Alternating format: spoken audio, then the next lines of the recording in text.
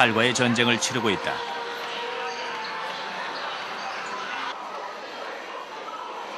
현재 중국 내의 비만 인구는 6천만 명, 과체중 인구는 무려 2억 명에 이른다.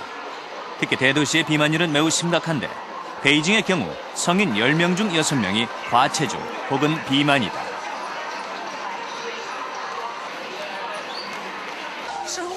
아이를 낳고 키우면서 점점 살이 찌기 시작했죠. 특별한 걱정거리나 부담감도 없고 생활 자체도 너무 편했어요. 그러면서 갈수록 살이 쪘죠. 제일 뚱뚱할 땐 125kg까지 나갔어요. 5년 동안 체중이 배로 늘은 거죠. 중국인들의 특징은 비만 지수가 크게 높지 않은 상황에서도 배둘레가 눈에 띄게 증가한다는 점이다. 이런 복부 비만은 당뇨병을 일으키기 쉽다. 당뇨 발병률 증가의 큰 원인이 되는 것이 바로 과체중과 비만입니다. 최근 중국인들은 열량과 지방 섭취는 늘고 육체 활동이 줄어들면서 비만 인구가 많이 늘어났죠. 현재 대도시 20세 이상 성인의 6.4%가 당뇨 환자입니다. 개혁 개방 이후 중국인들의 삶은 상당히 풍요로워졌습니다. 그러나 빠른 경제 성장과 함께 중국인들의 체중도 늘어나 당뇨 환자가 급격히 증가하고 있습니다. 인도에 이은 세계 두 번째 당뇨의 나라 중국. 당뇨는 이제 중국을 위협하는 최대 질병으로 대두되고 있습니다.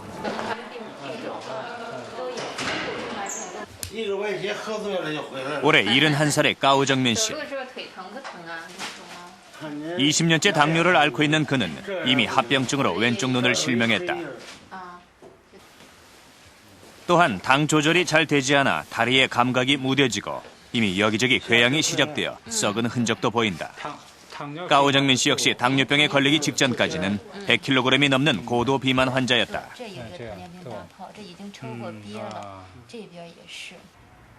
예전엔 뭐든지 잘 먹고 많이 먹었습니다. 고기, 사이다, 콜라, 아이스크림 등을 좋아해서 많이 먹었어요. 하지만 당뇨병에 걸린 다음부터는 모두 먹을 수 없게 됐죠. 그의 입원 당시 혈당은 200이 넘는 위험한 상태였지만 현재는 정상 혈당을 유지하고 있다. 병원에서 제공되는 야채 중심의 저열량 저지방 식사가 혈당을 조절하는 데 도움을 주고 있다. 그만큼 당뇨 환자에게 있어 식습관은 중요한 문제다. 대부분의 당뇨 환자들은 단 것을 즐겨 먹는 편이었습니다.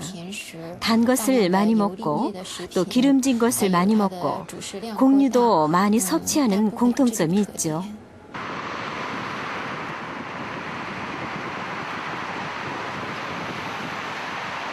올해 42살의 택시기사 주이첸 씨.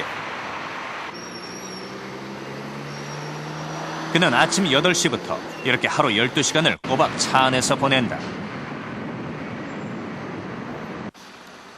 영양을 골고루 섭취한다는 건 어려워요. 시간상 바빠서 비타민 같은 걸 챙기면서 한다는 건 생각하기도 힘들죠. 그냥 단 대로 먹는 거예요.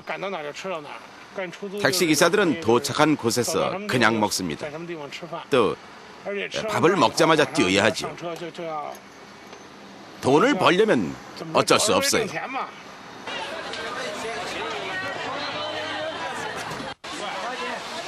그는 원래 역도 선수 출신이었지만 생계를 위해서 운동을 그만두고 도시로 왔다. 그리고 택시기사 일을 시작하며 굳어진 불규칙적인 식사 시간과 폭식하는 습관은 무려 150kg이라는 체중과 함께 당뇨병을 가져왔다.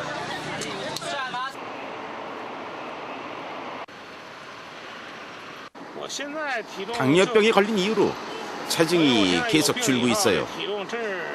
제일 많이 나갈 때가 150kg 정도였는데 지금은 100kg으로 줄었죠. 50kg이나 빠진 거죠.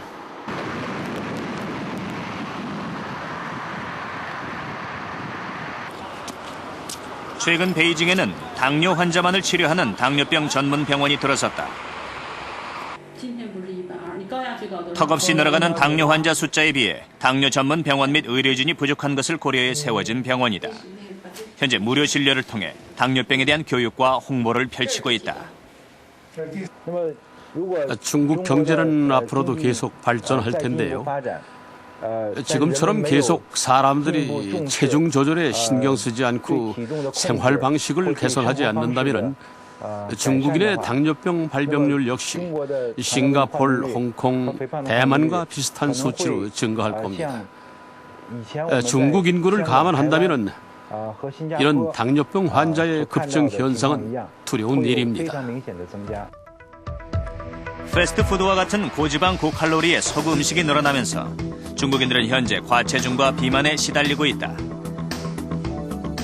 최근 10년간 증가율을 살펴보면 과체중이 39%, 비만은 무려 97%, 당뇨도 72%나 증가한 것으로 나타났다. 세계보건기구 WHO는 전체 연령에서 지방이 차지하는 비율을 30% 이하로 제한하고 있습니다. 하지만 중국 사람들의 지방 섭취율은 35%를 넘어서고 있습니다. 이런 영양 불균형이 비만이나 당뇨병을 초래하고 있습니다.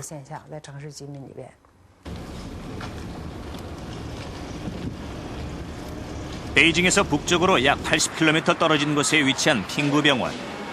이곳의 당뇨센터는 병실마다 10,000원이다.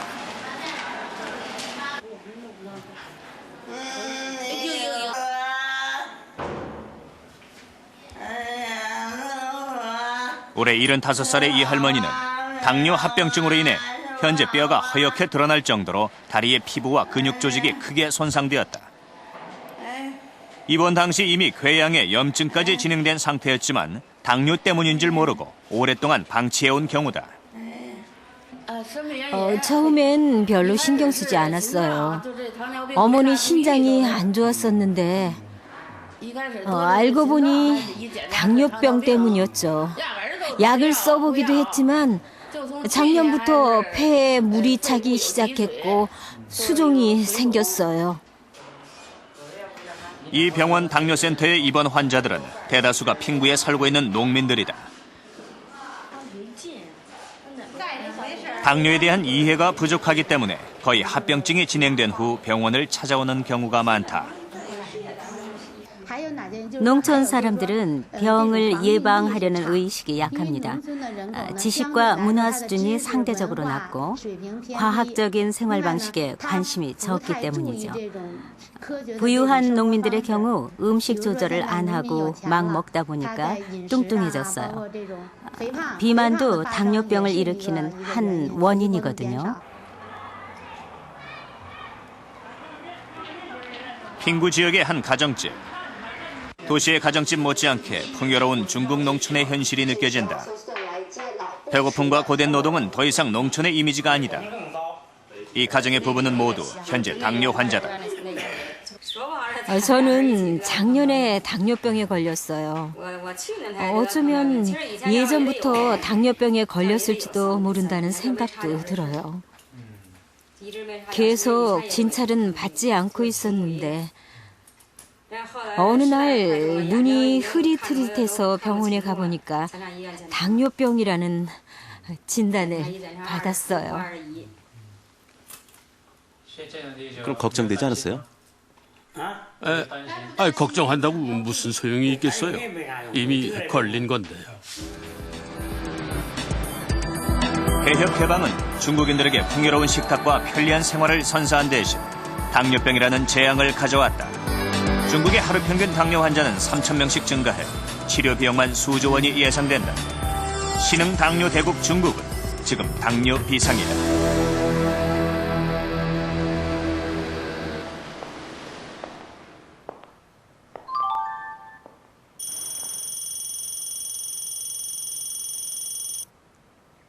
전 세계에서 당뇨로 인해 목숨을 잃는 사람이 해마다 320만 명이나 됩니다. 하루로 따지면 8,700명의 당뇨 사망자가 발생하고 있고요. 지금 이 순간에도 지구상 어디에선가는 매 10초마다 한 사람씩 희생되고 있다는 계산이 나옵니다. 오늘이 1월 11일이니까요. 올해 들어서만